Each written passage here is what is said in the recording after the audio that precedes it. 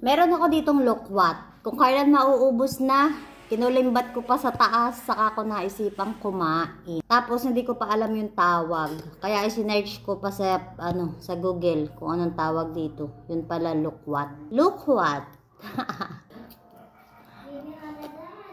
Maasim siya. Masarap siya sa may asin. Asin talaga yung katuno niya. Tapos nababalatan siya, oh. May something asim na may something pakla. Tapos yung buto na yung ganito, yung buto. Eto. Kinat ko na siya kasi nga kung kailan mabubulok na saka ko naisipan. Pero masarap yung pagkaasim niya, ha. Katuno talaga siya ng asin ba?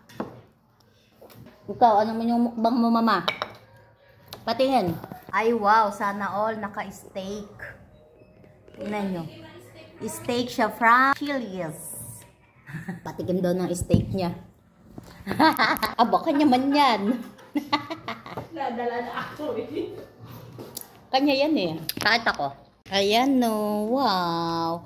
Kaso ano siya kasi beef. Eh, hindi ako masyado sa beef. Pag mga ganyang mga may steak. Aywa. Titikim din si Mama Rose. Yan na yung hapunan ni Reshe. Steak. Bango? Ha? Mabango nga eh. Ito man sa akin. Naisipan ko lang kanina. Sabi ko kukuha nga ako nito. Kasi wala pa akong video nitong lokwat na to. Ito madami. Yung steak niya, ang daming mushroom. Umaapaw sa mushroom. Dali na ang aming kanyang hapunan. Ito akin lang si lokwat. Lokwat.